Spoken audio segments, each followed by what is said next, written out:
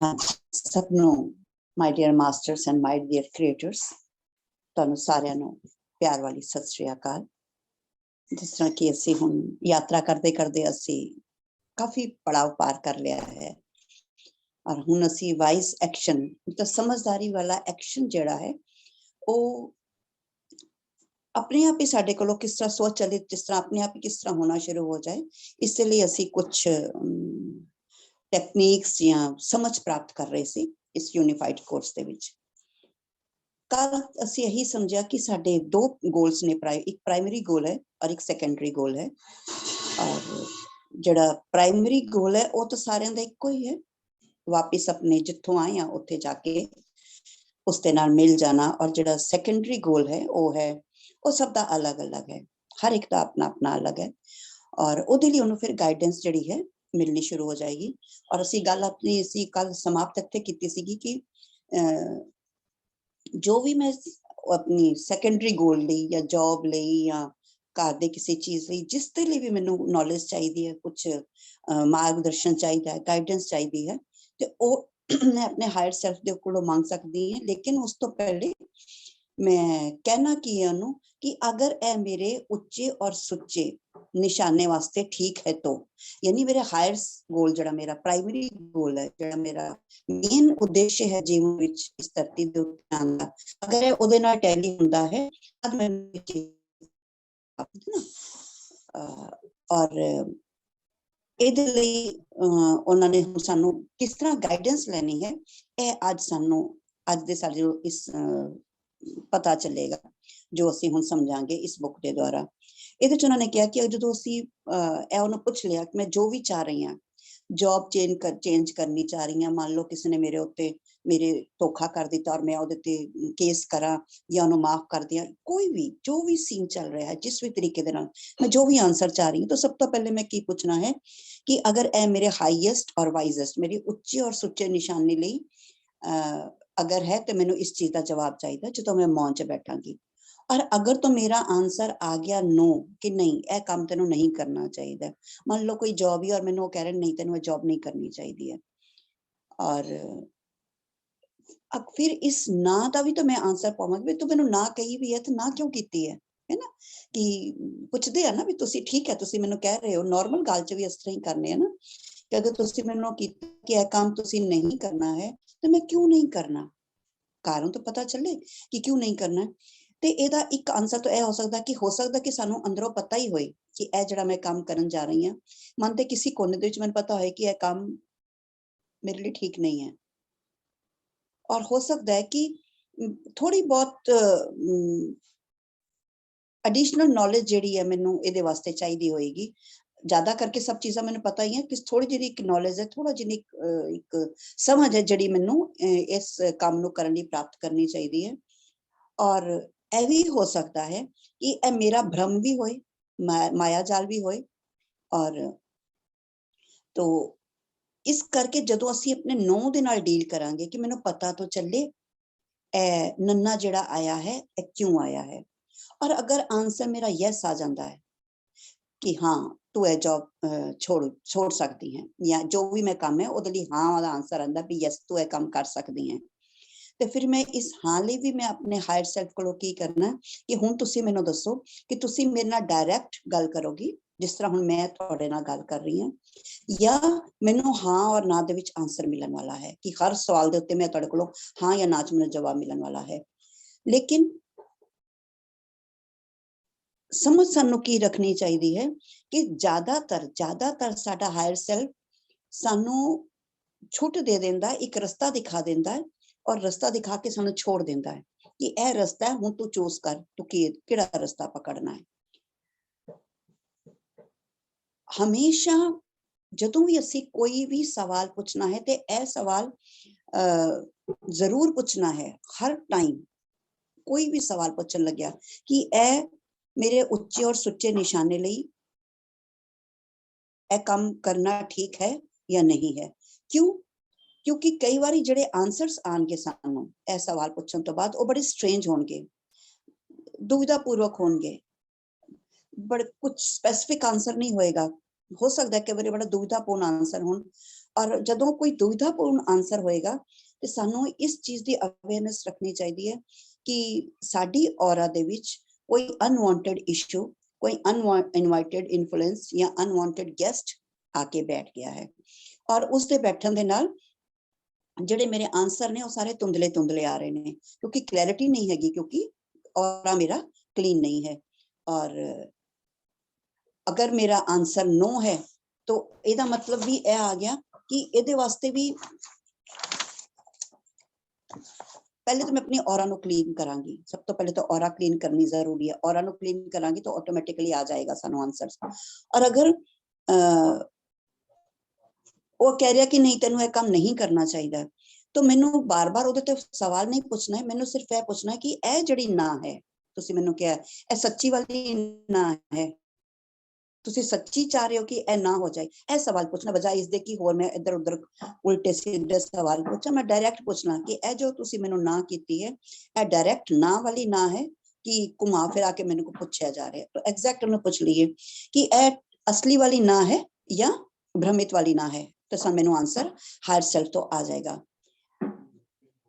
ਸਾਨੂੰ ਯਾਦ ਕੀ ਰੱਖਣਾ ਹੈ ਕਿ ਹਾਇਰ ਸੈਲਫ ਮੇਰੇ ਸ਼ਬਦਾਂ ਨੂੰ ਸੁਣ ਰਿਹਾ ਹੈ। ਜਿਹੋ ਜਿਹੇ ਮੇਰੇ ਸ਼ਬਦ ਹੋਣਗੇ ਤੇ ਮੇਰੇ ਸ਼ਬਦਾਂ ਦੇ ਵਿੱਚ ਕਲੈਰਿਟੀ ਬਹੁਤ ਜ਼ਿਆਦਾ ਹੋਣੀ ਚਾਹੀਦੀ ਹੈ। ਜਿਹੜੇ ਮੈਂ ਸ਼ਬਦ ਦੇ ਨਾਲ ਮੈਂ ਆਪਣੀ ਡਿਮਾਂਡ ਰੱਖ ਰਹੀ ਹਾਂ ਹਾਇਰ ਸੈਲਫ ਦੇ ਅੱਗੇ, ਉਹ ਸਪੈਸੀਫਿਕ ਬਿਲਕੁਲ ਨੀਟ ਔਰ ਕਲੀਨ ਹੋਣੀ ਚਾਹੀਦੀ ਹੈ। ਉਹਦੇ ਵਿੱਚ ਡਬਲ ਮੀਨਿੰਗ ਨਹੀਂ ਹੋਣਾ ਚਾਹੀਦਾ। ਡਬਲ ਮੀਨਿੰਗ मतलब एक तरफ तो मैं ਇਹ ਕਹਿ ਰਹੀ ਹਾਂ ਕਿ ਮੈਂ ਉਹ ਵਾਲੀ ਜੌਬ ਚਾਹ ਰਹੀ ਹਾਂ ਕਿਉਂਕਿ ਮੈਨੂੰ ਬਹੁਤ ਪਸੰਦ ਹੈ ਜੌਬ, ਉਹ ਜੌਬ ਕਰਨ ਦੇ ਨਾਲ ਮੈਨੂੰ ਅੰਦਰ ਲੱਗ ਰਿਹਾ ਕਿ ਮੈਨੂੰ ਇਹ ਫੈਸਿਲਿਟੀਆਂ ਮਿਲਣਗੀਆਂ, ਇਹ ਸਭ ਚੀਜ਼ਾਂ ਮੇਰੇ ਅੰਦਰ ਹੋ ਜਾਣਗੀਆਂ, ਮੈਨੂੰ ਉਹ ਜੌਬ ਚਾਹੀਦੀ ਹੈ। ਔਰ ਮੈਂ ਹਾਇਰ ਸੈਲਫ ਕੋਲੋਂ ਜਵਾਬ ਪੁੱਛ ਰਹੀ ਹਾਂ ਕਿ ਮੈਂ ਉਹ ਜੌਬ ਕਰਾਂ ਜਾਂ ਨਾ ਕਰਾਂ। और दूसरे पासे मैं अंदरों अंदर डर भी रही हूँ कि अगर वो जॉब मिलेगी तो मेरे रिस्पॉन्सिबिलिटीज बहुत सारियां आ जाएंगियां, ए रिस्पॉन्सिबिलिटीज मैं लै पावांगी, इन्नी जिम्मेदारी उठाने के लायक हैगी हाँ। और मैनू अपने उत्ते डाउट है कि नहीं भाई मैं इतनी सारी जिम्मेदारियां उठा नहीं सकती। मैं आपे ही सवाल कर रही हूँ और आपे ही डाउट कर रही हूँ अपने सवाल के उत्ते, अपनी इच्छा के उत्ते मैं आपे ही डाउट क्रिएट कर दिता और डबल मीनिंग वाली चीज अपनी अकाल पुरख के अगे अपने हायर सेल्फ के अगे रखन जा रही हैं और ओदे कोलों उसका आंसर पूछ रही हैं। तो आंसर भी किस तरीके का आएगा, खुद सोचो किस तरीके का आंसर आने वालेगा। इस करके कभी भी डबल मीनिंग वाली डिमांड असी सवाल अपने हायर सेल्फ के कोल ना लेके जाइए। जदों असी अपनी उच्चे और सुच्चे निशाने दे बारे अकाल पुरख नूं हायर सेल्फ कोलों आंसर पूछते हैं ते असी यह गल समझ के रखिए कि जिहड़ी सानू हां दे विच जवाब आएगा वो सानू किसी काम नूं रोकन वास्ते नहीं आएगा कि यस तू यह काम बिल्कुल नहीं करना है, यह काम नहीं करने वाला है, जिहड़ी हुण की जॉब चेंज करनी है इहनूं छोड़ दे, यह जॉब छोड़ दे और दूसरी कोई जॉब ले लै। इस तरह हाँ या ना दे विच पर्टिकुलर सानू जवाब नहीं आने वाला है। सानू ਇਹ ਵੀ ਹੋ ਸਕਦਾ ਹੈ ਕਿ ਜਿਹੜੀ ਮੈਂ ਜੌਬ ਨੂੰ ਚੇਂਜ ਕਰਨ ਦੇ ਬਾਰੇ ਸੋਚ ਰਹੀ ਹਾਂ ਉਹ ਮੈਨੂੰ ਕਹਿ ਰਿਹਾ ਹੋਏਗਾ ਕਿ ਇਹ ਜਿਹੜੀ ਜੌਬ ਹੈ ਤੂੰ ਇਹਨੂੰ ਛੋੜ ਨਹੀਂ ਲੇਕਿਨ ਚੇਂਜ ਕਰਕੇ ਦੇਖ ਲੈ। ਐਸੇ ਏਰੀਆ ਦੇ ਵਿੱਚ ਦੂਸਰੀ ਜਗ੍ਹਾ ਤੇ ਉੱਤੇ ਉਹਨੂੰ ਚੇਂਜ ਕਰਕੇ ਦੇਖ, ਜੌਬ ਨੂੰ ਚੇਂਜ ਕਰਕੇ ਦੇਖ, ਐਸੇ ਨੂੰ ਚੇਂਜ ਕਰਕੇ ਦੇਖ, ਕੋਈ ਥੋੜਾ ਚੇਂਜ ਲਿਆ ਕੇ ਇਹਦੇ ਅੰਦਰ ਦੇਖ। डायरेक्ट हाँ या ना नहीं कहेगा कि यस इन्हों छोड़ दे, वो कहेगा नहीं थोड़ा चेंज करो, जॉब नू चेंज करके देख। और अगर सानू हाईएस्ट और वाइजेस्ट मतलब उच्चे और सुच्चे निशाने दे बारे इहो जिहा कोई भी जवाब नहीं मिलता है पूरा ए करना चाहिए या ए नहीं करना चाहिए, सानू एक समझ क्रिएट कर दी जाती है, साडे सामने एक ब्रॉड रस्ता हाईवे पूरा खोल दिता जाता है। ऑप्शंस सानू साडे सामने बिखेर दित्तियां जांदियां ने कि ए ऑप्शंस ने तेरे कोल, इन ऑप्शंस दे विचों एक रस्ता हुण तू चूज कर, तू की करना चाह रहे हैं। एक जॉब लई मैनू कदी नहीं कहेगा कि इनू हाँ या ना च कर लै, ओदी कोशिश यह होएगी कि मेरे को ऑप्शंस छोड़ दे, उन्हां ऑप्शंस दे विचों मैं डिसाइड करा कि मैं हुण किहड़ा रूट किहड़ी चीज नू मैं हुण चुन के लेना है। क्योंकि मैनू एक फ्री विल भी तो दिती है ना अकाल पुरख ने, फ्री विल है मेरी चुनन दी ताकत, क्योंकि परमात्मा ने मैनू बिल्कुल अपने वर्गा बनाया है, उन्हें बिल्कुल भी 19 भी राई रत्ती भी फर्क नहीं किया है, तो उन्हें मैनू अपने वर्गा बनाया, तो मैनू फ्री विल भी दी है, चुनन की ताकत मेरे को है, मैं जो मर्जी चुना। तो मैनू ਪਾਰਟਿਕੂਲਰ ਇੱਕ ਚੀਜ਼ ਲਈ ਮੈਨੂੰ ਗਾਈਡ ਨਹੀਂ ਕਰੇਗਾ ਤੂੰ ਇਹ ਕਰ ਜਾਂ ਨਾ ਕਰ, ਉਹ ਮੈਨੂੰ ਇੱਕ ਬ੍ਰੌਡਵੇ ਇੱਕ ਰਸਤਾ ਦਿਖਾ ਦੇਗਾ ਕਾਫੀ ਸਾਰੀਆਂ, ਉਹਦੇ ਵਿੱਚੋਂ ਮੈਨੂੰ ਚੁਣਨਾ ਪਏਗਾ। ਯਾਨੀ ਮੇਰੀ ਫ੍ਰੀ ਵਿਲ ਨੂੰ ਉਹ ਟੱਚ ਨਹੀਂ ਕਰੇਗਾ, ਮੇਰੀ ਫ੍ਰੀ ਵਿਲ ਮੇਰੇ ਨਾਲ ਹੀ ਰਹਿਣ ਵਾਲੀ ਹੈ। ਔਰ ਅਸੀਂ ਇਹ ਇਸ ਪਿੱਛੇ ਅੱਜ ਦੀ ਡੇਟ ਦੇ ਵਿੱਚ ਮੈਨੂੰ ਆਪਣੀ ਫ੍ਰੀ ਵਿਲ ਦਾ ਇਸਤੇਮਾਲ ਕਰਨਾ ਹੈ ਕੁਝ ਸਮੇਂ ਲਈ। ਕਿਉਂ? ਕਿਉਂਕਿ ਹਾਲੇ ਮੈਂ ਉਸ ਨਾਜ਼ੁਕ ਮੋੜ ਦੇ ਉੱਤੇ ਹੈਗੀ ਹਾਂ ਜਿੱਥੇ ਮੈਂ ਹਾਲੇ ਵੀ ਅਕਾਲ ਪੁਰਖ ਤੋਂ ਆਪਣੇ ਆਪ ਨੂੰ ਅਲੱਗ ਸਮਝ ਰਹੀ ਹਾਂ।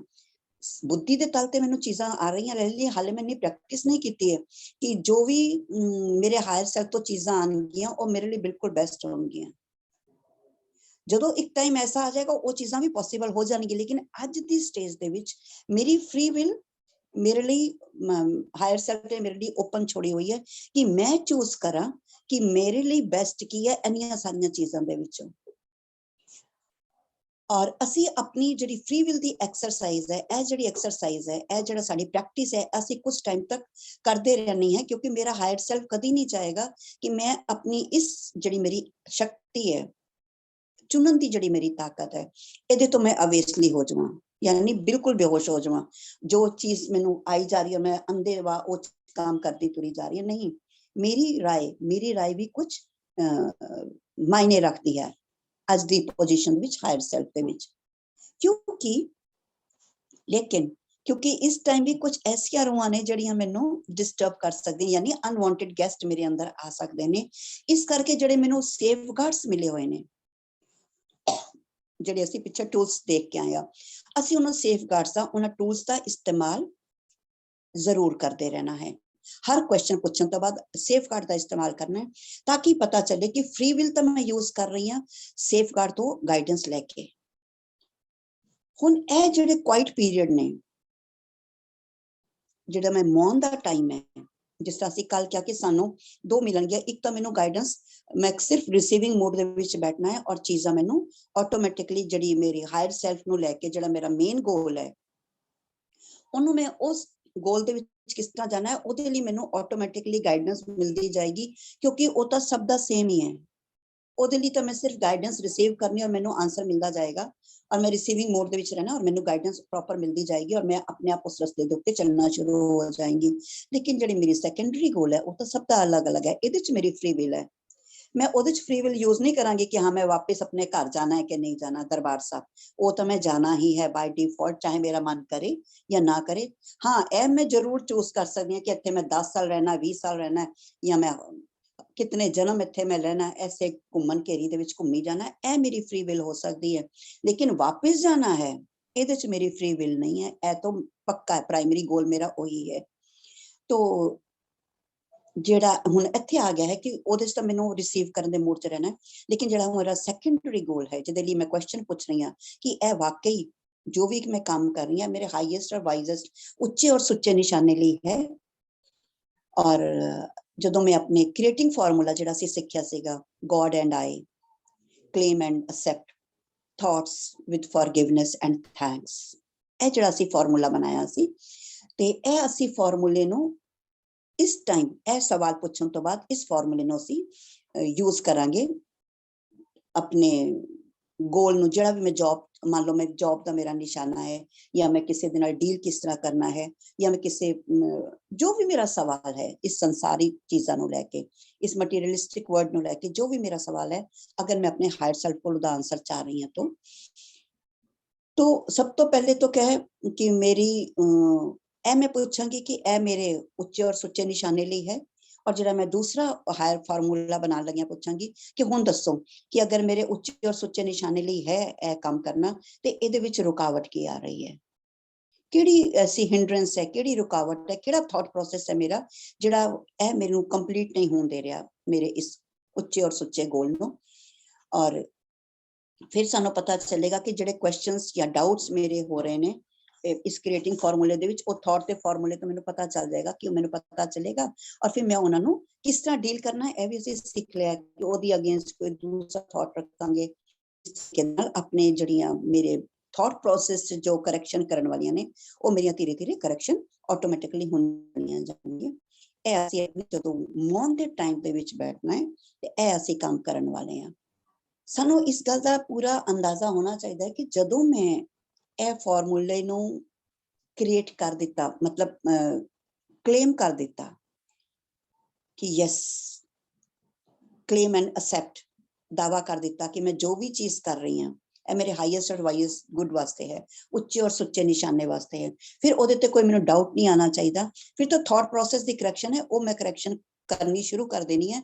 ਲੇਕਿਨ ਜਿਸ ਤਰ੍ਹਾਂ ਹੀ ਮੈਂ ਇਹ ਕਲੇਮ ਕੀਤਾ, ਇੱਕ ਅਲੱਗ ਪਲੇਨ ਦੇ ਉੱਤੇ ਮੇਰੀ ਉਹ ਚੀਜ਼ ਮੈਨੀਫੈਸਟ ਹੋਣੀ ਸ਼ੁਰੂ ਹੋ ਗਈ।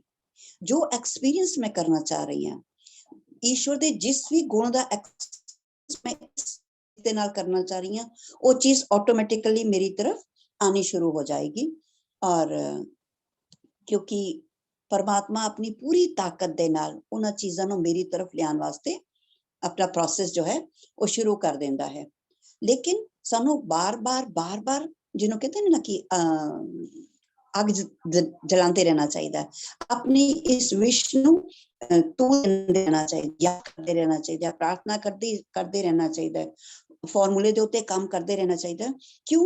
नैगेटिव थॉट्स हाले भी साडे अंदर हैगे ने, और ਉਹ थॉट ਦੇ ਨਾਲ ਡੀਲਿੰਗ ਜਿਹੜੀ ਹੈ ਮੇਰੀ ਚੱਲਦੀ ਰਹਿਣੀ ਚਾਹੀਦੀ ਹੈ। ਅਗਰ ਉਹ ਡੀਲਿੰਗ समाप्त हो गई तो मेरा फॉर्मूला मेरे लिए काम करना बंद कर देगा। क्योंकि आज एक थॉट ਨੂੰ ਡੀਲ ਕੀਤਾ, कल देखोगे कोई दूसरा थॉट, कोई दूसरा भाव मेरे अंदर, इमोशन अंदर आके इकट्ठे हो जाएगी और वो ਉਹਦੇ ਵਿੱਚ रुकावट पैदा करनी शुरू हो जाएगी। यानी थॉट प्रोसेस ਦੇ ਵਿੱਚ रुकावट मेरे आनी शुरू हो जाएगी। तो मैंने थॉट प्रोसेस ਨੂੰ ਡੀਲ करते रहना है। कद तक? जद तक वो एक्सपीरियंस, वो चीज मेरी तरफ आ नहीं जाते। क्योंकि ਇਹ ਜਿਹੜੇ ਥਾਟਸ ਨੇ ਜਿਹੜੇ ਮੇਰੇ ਨਾਲ ਚਿਪਕੇ ਹੋਏ ਨੇ, ਇਹ ਕੋਈ ਨਵੇਂ ਨਹੀਂ ਹੈਗੇ। ਇਹ ਸਾਡੇ ਕੋਲ ਅਗਰ ਪੈਸੇ ਦੀ ਕਮੀ ਹੈ, ਇਹ ਅਹਿਸਾਸ ਮੇਰਾ ਚੱਲ ਰਿਹਾ ਹੈ, ਜਾਂ ਮੈਨੂੰ ਲੱਗ ਰਿਹਾ ਕਿ ਮੈਨੂੰ ਕੋਈ ਪਿਆਰ ਨਹੀਂ ਕਰਦਾ, ਜਾਂ ਕਿਸੇ ਨੇ ਮੈਨੂੰ ਧੋਖਾ ਦੇ ਦਿੱਤਾ ਹੈ ਨਾ, ਕਿਸੇ ਨੇ ਮੈਨੂੰ ਚੀਟ ਕਰ ਦਿੱਤਾ, ਜਾਂ ਮੈਂ ਬਿਮਾਰੀ ਆਪਣੇ ਆਪ ਦੇ ਵਿੱਚ ਮਹਿਸੂਸ ਕਰ ਰਹੀ ਹਾਂ ਕਿ ਮੈਂ ਬਹੁਤ ਬਿਮਾਰ ਹਾਂ। ਇਹ ਜੋ ਕੁਝ ਵੀ ਮੈਂ ਫੀਲ इस प्रेजेंट लाइफ ਦੇ ਵਿੱਚ, ਉਹ ਕੋਈ ਅੱਜ ਦੀ ਕ੍ਰੀਏਸ਼ਨ तो है नहीं। ਉਹ ਪਤਾ नहीं कितने टाइम तो मैं सोचती आ रही हूँ और सोच के मैनिफेस्ट कर लिया। दिखनियां शुरू आज ना सिर्फ मेरे आसे पासे ਦੇ ਲੋਕ ਵੀ ਮੈਂ ਇਕੱਠੇ ਕਰ ਲਏ ਜਿਹੜੇ ਐਸੇ ਚੀਜ਼ ਨੂੰ ਮੈਨੂੰ, ਜਿਹੜੀ ਮੇਰਾ ਥਾਟ ਪ੍ਰੋਸੈਸ ਸੀ ਉਸ ਨੂੰ ਹੋਰ ਮੇਰਾ ਯਕੀਨ ਦਿਲਾ ਰਹੇ ਸੀ ਕਿ ਯੈਸ यही चीज बिल्कुल ठीक है, क्योंकि मेरा थॉट प्रोसेस ऐसा चल रहा सी। और हुण मैं की कर रही हूँ, अपने थॉट प्रोसेस नु करेक्ट करती चली जा रही हूँ। करेक्शन कित्थे कर रही हूँ? अपने थॉट प्रोसेस दे उत्ते, अपनी सोच दे उत्ते, अपने विचार दे उत्ते। और क्योंकि ये इन्ने सालां दे विचार मेरे नाल ने, ते इन्हां नू डील करन दी मैनूं एक पेशेंस, एक समय दी जरूरत है। क्योंकि जिस तरह ए थॉट्स दे नाल मैं डील करती चली जावांगी, ते हर टाइम मैं जो अपना क्रिएटिंग फार्मूला है, ਜਦੋਂ मैं इसके उत्ते प्रैक्टिस करांगी और ए थॉट प्रोसेस दे नाल डील करांगी, ते मैं देखांगी इसे धीरे धीरे अपने उस एक्सपीरियंस दे क्लोज आना शुरू हो गई। यानी वो एक्सपीरियंस मेरे नेड़े नेड़े आना शुरू हो जाएगा। और हर टाइम कुछ तो होएगा, हर वक्त। मैं ये नहीं कह सकती कि जब तक मेरे को कोई चीज आई नहीं है और मेरे अंदर चेंज नहीं आया, हर वक्त मैनू अपने अंदर कुछ चेंज महसूस होएगा ਜਦੋਂ ਵੀ मैं अपने क्रिएटिंग फार्मूला ਦੇ ਉੱਤੇ काम करांगी। जब तक मान लो बीमारी ही है मेरे को, है ना, और डायबिटीज आई, चलो ले लेने कि चलो मैंने डायबिटीज है, और मैं क्रिएटिंग फार्मूला किया God and I claim and accept perfect health, है ना, विद फॉरगिवनेस एंड थैंक्स, आमीन। हुण मैं थॉट, हुण मैं अपने विचारों को चेक करांगी। अच्छा, मेरे विचार दे विच आ रहा है कि मैं बीमार हाँ, इस पिछे मैं खा नहीं सकती, तो अपनी खान की हैबिट चेंज करांगी। जिस तरह मैं अपने खान की हैबिट चेंज करती जावांगी, तो फिर मैनूं लगेगा कि खान की हैबिट चेंज करन दे नाल मेरे अंदर एक डर पैदा हो गया। अच्छा, हुण मैं खान की हैबिट तो मैं चेंज कर ली, अपना रूटीन चेंज कर लिया, कुछ चीज़ां मैं अनवांटेड जड़ियां सीगियां उन्हां नूं छोड़ दिता, ਕੁਝ ਚੀਜ਼ਾਂ ਮੈਂ ਨਹੀਂ ਕਬੂਲ ਕਰ ਲਈਆਂ ਬੋਡੀ ਦੇ ਹਿਸਾਬ ਦੇ ਨਾਲ, ਕਿਉਂਕਿ ਅੱਜ ਕੱਲ ਉਹ ਡਾਇਬੀਟੀਜ਼ ਨੂੰ ਸਭ ਲੋਕ ਕਹਿ ਰਹੇ ਨੇ ਕਿ ਤੁਸੀਂ ਲੋਕ ਖਾ ਸਕਦੇ ਹੋ, ਇੱਕ ਰੂਟੀਨ ਦੇ ਵਿੱਚ ਹਰ ਚੀਜ਼ ਤੁਹਾਨੂੰ ਟੇਸਟ ਕਰਨੀ ਚਾਹੀਦੀ ਹੈ, ਮਿੱਠਾ ਵੀ ਖਾਣਾ ਚਾਹੀਦਾ ਹੈ, ਗੁੜ ਵੀ ਖਾਣਾ ਚਾਹੀਦਾ, हर चीज। तो मैं अपनी चीज शामिल कर लिया, तो फिर मैं देख रही हूँ जरा जी ना अगर मैंने कोई तकलीफ हो गई है या कुछ शुगर ऊपर नीचे हो गई है और मैं एकदम डामाडोल हो गई, डर की फीलिंग आ गई, घबरा गई, अरे बाप रे, देखा मैं अपना रूटीन चेंज कर दिता ना, दवाई चेंज कर दी है, जो कुछ भी अपने अंदर चेंजेस लेके आए, जो भी मैंने गाइडेंस मिल रही है वो चेंजेस लियाते ना, जो मेरे अंदर जो डर, फिर हुण डर की फीलिंग आ गई। हुण मैं जो थॉट प्रोसेस अपना क्लेम करांगी फॉर्मूला, तो मैं अपने डर की फीलिंग दे नाल डील करांगी, क्योंकि डर रोक रहा है। ठीक इस तरीके नाल स्टेप बाय स्टेप मैनू अपने अंदर दियां चीज़ां दा एहसास होंदा चला जाएगा कि यस, ए करैक्शन की जरूरत है, इत्थे करैक्शन की जरूरत है, इत्थे करैक्शन की जरूरत है। और इस तरीके नाल करैक्ट करदे करदे एक टाइम ऐसा आ जाएगा कि मैं डायबिटीज तो ऑटोमेटिकली मेरा पीछा छुट जाएगा, डायबिटीज मेरी जिंदगी तो बिल्कुल हमेशा हमेशा नहीं चली जाएगी, और लव एनर्जी मेरी बॉडी तो ऑटोमेटिकली फ्लो होनी शुरू हो जाएगी। क्योंकि लव एनर्जी अगर मेरी बॉडी तो लव और विश्वास, ए एनर्जी तो मेरे तो फ्लो होना शुरू हो गया, तो डायबिटीज क्या, दुनिया की कोई भी बीमारी मेरी बॉडी के अंदर रह ही नहीं सकती है। क्योंकि जिथे प्रेम है, प्रेम गली अति सांकरी, जामे दो ना समाए, क्योंकि प्रेम की गली बहुत सांकरी है, ਇਹਦੇ ਚ ਦੋ ਚੀਜ਼ਾਂ ਰਹਿ ਹੀ ਨਹੀਂ ਸਕਦੀਆਂ, ਪਿਆਰ और डर इकट्ठा रह ही नहीं सकता। तो जिथे प्रेम फ्लो होना शुरू हो गया, डर और गायब होना शुरू हो जाएंगे और ਅਸੀਂ परफेक्ट हेल्थ ਦੇ ਵਿੱਚ शिफ्ट हो जावांगे। साडी बॉडी तो वो दिखनी शुरू हो जाएगी। लेकिन जब तक साडी बॉडी तो दिख नहीं रही है, उदों तक सानू इस फॉर्मूले दे उत्ते और ए जिहड़ा ਇਹਦੇ ਉੱਤੇ ਅਸੀਂ ਡੈਲੀਬਰੇਟਲੀ ਸੋਚ ਸਮਝ ਕੇ ਬੜੇ ਹੋਸ਼ਪੂਰਵਕ ਅਸੀਂ ਕੰਮ ਕਰਦੇ ਚਲੇ ਜਾਣਾ ਹੈ। ਇਹ ਤੋਂ ਸੀਗਾ ਸਾਡਾ ਜਿਹੜਾ ਅਸੀਂ ਅੱਜ ਇਸ ਟੌਪਿਕ ਦੇ ਉੱਤੇ ਗੱਲ ਕਰ ਰਹੇ ਹਾਂ। ਜੇਕਰ ਅਸੀਂ ਹੁਣ ਆਪਣੇ ਹਿਸਾਬ ਦੇ ਨਾਲ ਦੇਖੀਏ ਕਿ ਸਾਡੇ ਗੁਰੂਆਂ ਨੂੰ ਇਹਨਾਂ ਚੀਜ਼ਾਂ ਦੀ ਸਮਝ ਸੀਗੀ, ਜਿਤਨੇ ਵੀ ਸਾਡੇ ਗੁਰੂ ਹੋਏ ਨੇ ਉਹਨਾਂ ਨੂੰ अपना सैकेंडरी रोल और हायर रोल इसके बारे देखो बिल्कुल बिल्कुल पता सी। यह गल मैं हमेशा बहुत बारी कह चुकी हाँ कि एक समय तो सानू तत्ती तवी के उत्ते बिठा के दिखाया जाता है कि शहीदी रखो और मुंह के उत्ते चुप्पी रखो, कोई सवाल करने की जरूरत नहीं है, कुदरत तेरा किया मीठा ला के। असी देख लिया कि गुरु अर्जन देव जी ने शहादत दे दी थी, और कितनी जबरदस्त सीगी। अगर कि किस तरीके दे नाल ए चीज उन्हां दी लाइफ दे विच आई, किस तरह वो एक दिन नहीं हुई, कितने दिन उन्होंने लग गए, और उन्हां दे शरीर दे उत्ते फफोले भी आ गए, उन्हां तो गरम रे जो भी सीन होया, और अखीर दे विचों कहंदे ने वो नदी दे किनारे जाके जो बैठे तो फुट गए, जो कुछ भी सीन सीगा। यानी एक इंतहा सानू दिखाई गई मालिक दे उत्ते भरोसा रख के होंठ बंद करन दे। कोई समय नहीं बीत्या, सेकंड आ गए गुरु हरगोबिंद साहिब जी, उन्होंने आके मेरी और पेरी पकड़ ली और तलवार कर ली थी। तो यह की सीगा, प्राइमरी गोल्स, फाइनल गोल सब दा सेम सीगा कि असी जिथों आए हैं उत्थे ही जाना है, लेकिन दूसरा गोल सब दा अलग अलग सीगा, है ना। और उन्होंने आके तुरंत मेरी और पेरी दी तलवार पकड़ के युद्ध की घोषणा कर दी। तो गलत कुछ नहीं सी, असी किस एजेंडे दे नाल आए हैं, किस जदों असी दरबार साहब तो निकले, जिसकी भी उंगली पकड़ के निकले, असी पकड़ लिया कि किस भी धर्म, वो हिंदू भी हो सकता सी, मुसलमान भी हो सकता, किसी की भी उंगली पकड़ के मैं उस चीज तो निकली, ते असी वो जिस भी दायरे दे विच सीगे उस दायरे दे कायदे और कानून दा विच रह के असी अपना जीवन यापन करना सी और ईश्वर दी क्वालिटीज नू एक्सप्रेस करना सी। अगर मैं ईश्वर की क्वालिटी ने चुप रह के एक्सप्रेस करना है तो चुप रह के करना है। हुण ए सारियां जदों मैं करनी है, वो तो गुरु सी, उन्होंने पता सीगा कि यस ए मेनू हायर दा इंतजार, हायर तो यह चीज आ रही है, तो कोई सवाल ही नहीं उठा। लेकिन क्योंकि असी इतने सुचेत नहीं है, इसलिए सानू इस फॉर्मूले दे उत्ते बार बार काम करना पएगा, हाँ और ना दा जवाब बार बार लेना पएगा, ताकि क्योंकि ओते च सानू इन्होंने की किया कि उन्होंने फ्री विल की जरूरत नहीं सीगी, क्योंकि उन्होंने वो कनैक्टेड सीगे, उन्होंने पता सीगा कि असी अकाल पुरख नाल जुड़े हुए हैं, लेकिन असी अपने आप नू अलग समझ रहे हैं। हाले असी इतने वो नहीं होए कि मैं कहा कि हाँ मैं अकाल पुरख नाल जुड़ गई हाँ। मैं हाले भी समझदी हाँ कि मैं और मेरा हायर सेल्फ जो है वो दो अलग ने, ते हाले मैं गाइडेंस लै रही हाँ ओहदे कोलों, और गाइडेंस लैंदी लैंदी मैं अपना रास्ता अपनी जर्नी करती जा रही हूँ, ताकि मेरा हर काम जो भी मैं इत्थे बैठ के काम कर रही हूँ इस धरती दे उत्ते, चाहे मेरे रिलेशंस दे नाल है, चाहे मेरी फैमिली दे नाल है, चाहे मेरे बॉस दे नाल है, चाहे मेरा फाइनेंशियल है, चाहे मेरी जो भी मैं कर रही हूँ, ओदा एंड रिजल्ट की है कि उन्हें मैनू तैयार करना है मेरे ताकि जो मैं वापस जावा इतनी जावा कि अपने घर दे विच मैं जाके फिर उस तरीके दे नाल रच बस जावा, ओपरापन महसूस ना होए उत्थे जाके मैनू कि हुण मैं इन्ना सारा कुछ करके आई हाँ और ये सारियां चीज़ां दे बारे नाल ही रस के जाई जा रही, भुल गई अपने जिथों आई हाँ मैं, जिहड़ी मेरा जिथों मैं जुड़ी सी, जिहड़ा मेरा जन्म सीगा, जिहदे नाल मेरी सिंक दे विच सीगी, जिहदे नाल मैं जुड़ी हुई सी, वो जुड़ाव नूं मैं हमेशा याद रखती रहांगी और यह याद रखते रखते मैं इत्थों दे भी सारे काम करने ने। इस लई सानू इस गाइडेंस दी और ये जिहड़े सेफ गार्ड्स ने क्वेश्चन आंसर सैशंस लैके जिहड़े असीं अपने आप नूं करना है, ये असीं करन वाले हां। आई होप मैं अपना जिहड़ा टॉपिक है वो क्लीयर कर दिता है।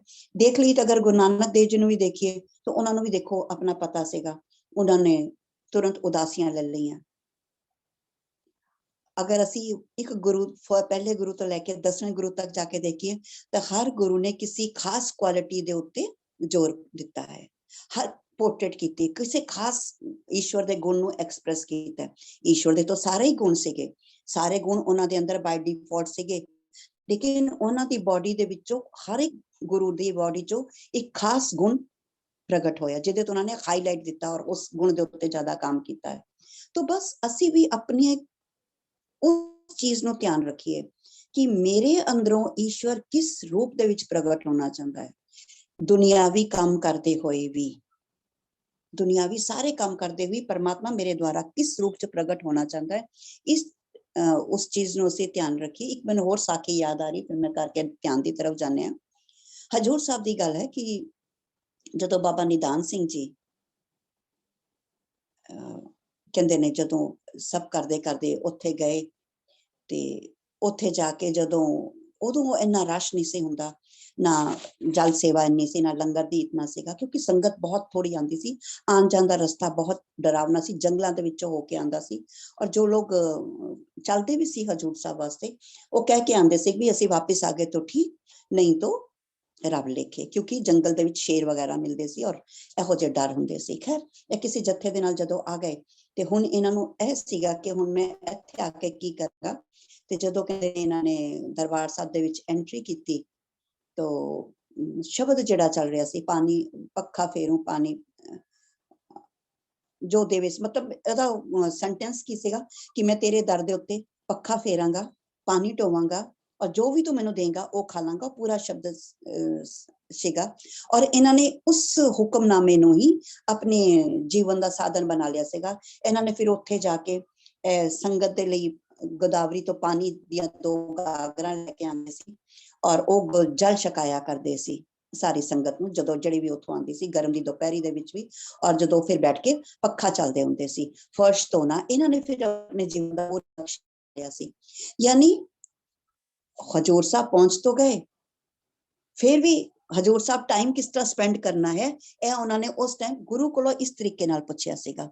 तो असी भी इस तरीके दे नाल इस बुक दी गाइडेंस दे नाल अपना हायर वो तो सानू पता ही है जिहड़ा सैकेंडरी साडा गोल है, सैकेंडरी जिहड़े जीवन यापन करन लई जिस गाइडेंस की जरूरत है उस गाइडेंस नूं असी इस तरीके दे नाल लैण वाले हां। आई होप अज दा टॉपिक साडा क्लीयर हो चुका है और अज असी हुण ध्यान की तरफ जाने हां। ध्यान की तरफ जाने लई एज यूजुअल जिस तरह असी अखां बंद करांगे, चश्मा है तो चश्मे नूं उतार देंगे, अपने तीनों लॉक जिहड़े ने लगावांगे, पानी दा घुट पी लांगे ताकि साडी एनर्जी जिहड़ी है वो बैलेंस रहे, मन नूं शांत, ध्यान श्वास दे उत्ते, सुखासन च बैठ जाएंगे। अगर सुखासन च बैठने च सानू तकलीफ होए, सोफे या कुर्सी दे उत्ते बैठे हाँ ते लत्त नूं लत्त दे उत्ते रख लांगे, पैरां नूं पैरां दे उत्ते रखांगे, क्रॉस पैर करके बैठ जाएंगे। चित्त नूं शांत रखांगे, मन शांत, बॉडी रिलैक्स। ध्यान श्वास ते ब्रीद इन, ब्रीद आउट,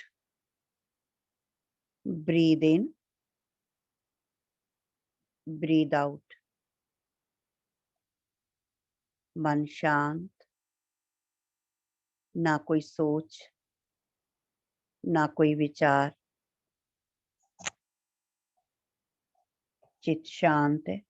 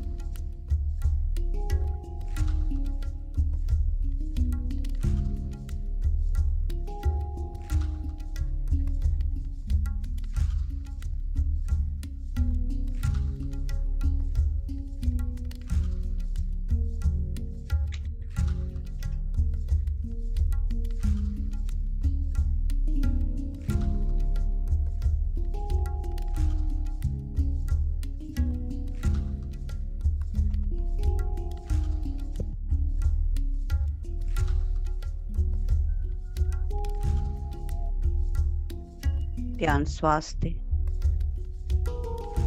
चित्त शांत।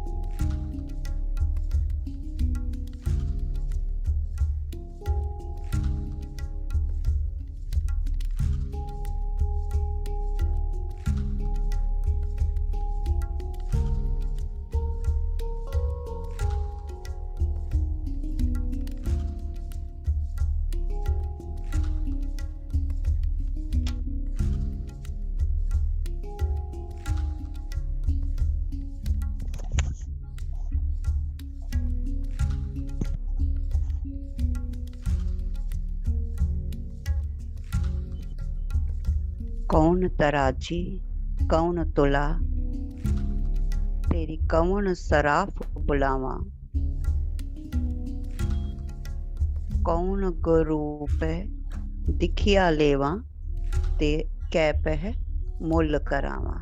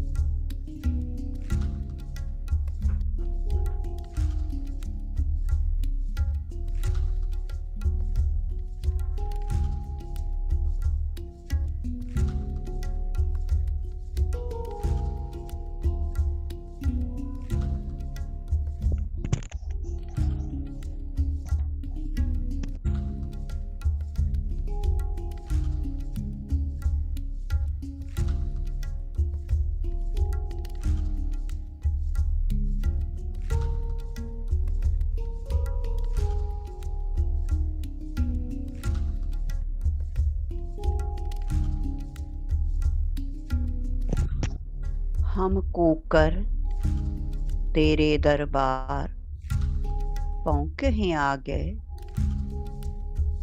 बदन पसार।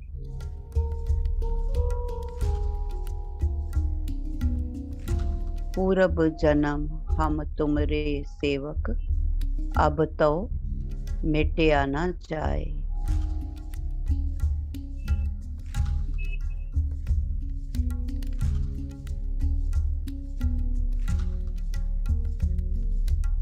तेरे द्वार तुन सहज की, माथे मेरे दगाए।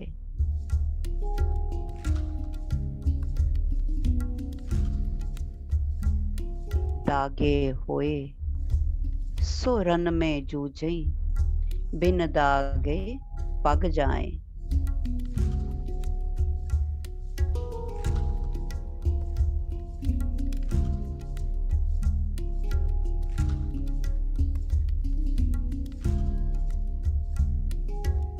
साधु होए सो भगत पछाने, हर लय खजाने पाए। कोठरी में कोठरी, परम कोठी विचार, गुरुदीनी वस्त कबीर को, लेवहु वस्त समार।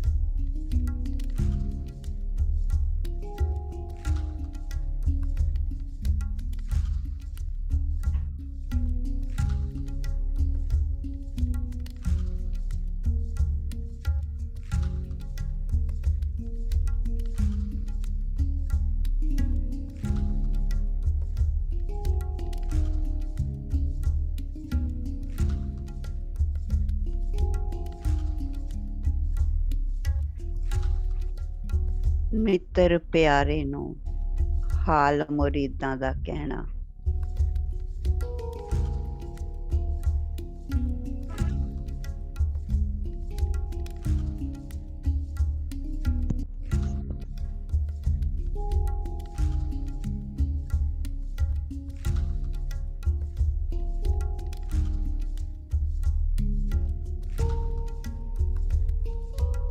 तुध बिन रोग रजाइयां दा ओढ़न, नाग निवासां दे रहना।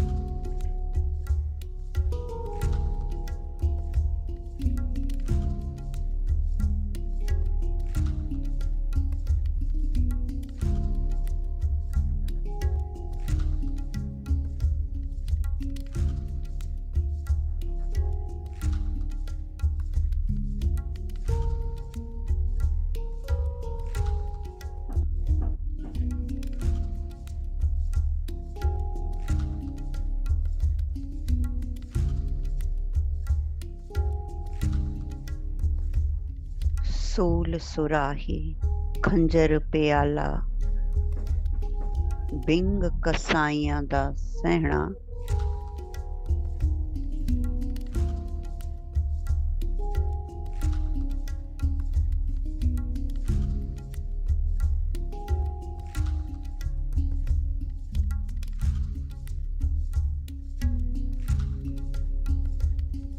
यार अड़े दा सानू सत्थर चंगा पठ खेड़ियां दा रहना।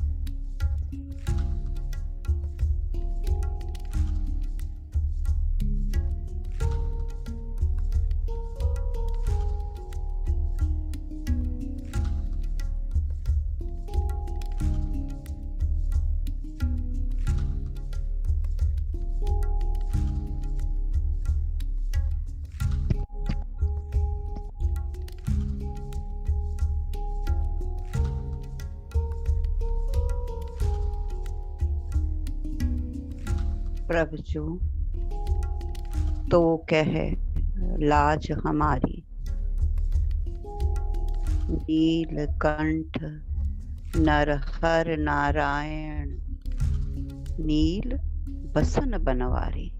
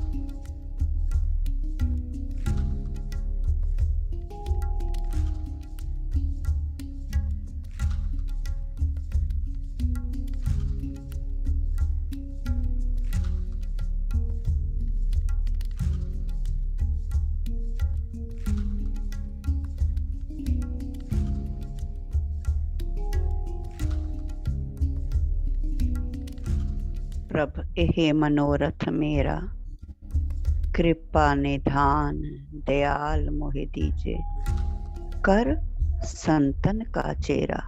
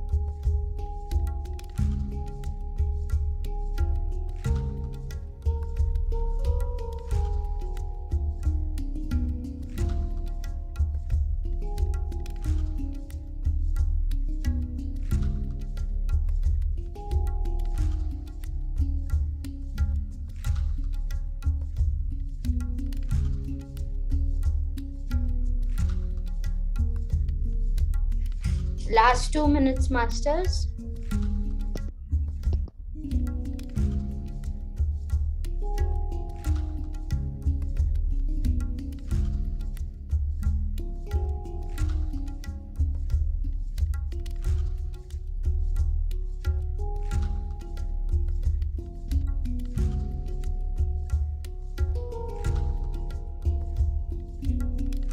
ध्यान तो बाहर आने की तैयारी। चित शांत,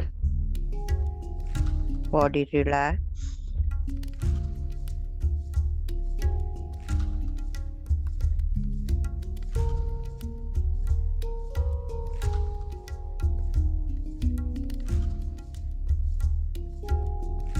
Ten,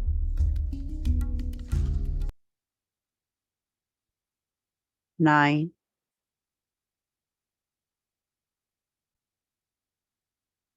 8,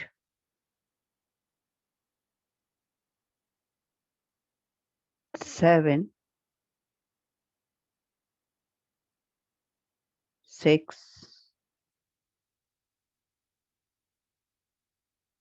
5, 4, 3, 2, 1, शून्य। उस खालीपन दे एहसास दे विच रहिए। ध्यान बॉडी की तरफ लेके आइए। हाथ पैर दी उंगलियां नु धीरे धीरे हिलाइए। खालीपन नु महसूस करते हुए ही दोनों हाथ अपनी अखां दे उत्ते रखांगे। शून्यता नु, उस वननेस नु फील करते हुए उस एनर्जी नु फील करांगे। 5, 4 3 2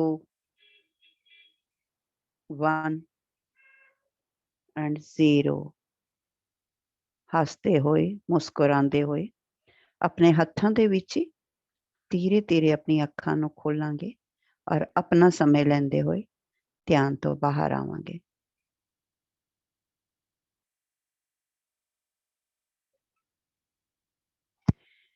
ਥੈਂਕ ਯੂ ਮਾਸਟਰਸ, ਸੇਵਾ ਦਾ ਮੌਕਾ ਦੇਣ ਲਈ ਤੁਹਾਡਾ ਧੰਨਵਾਦ। ਉਸ ਅਕਾਲ ਪੁਰਖ ਦਾ ਬਹੁਤ ਬਹੁਤ ਧੰਨਵਾਦ ਸੇਵਾ ਦਾ ਮੌਕਾ ਦੇਣ ਲਈ। ਤੁਹਾਡੇ ਸਾਰਿਆਂ ਦਾ ਅਗੇਨ ਧੰਨਵਾਦ। Thank you for being in my life। Thank you masters. Thank you, ma'am. Thank you so much.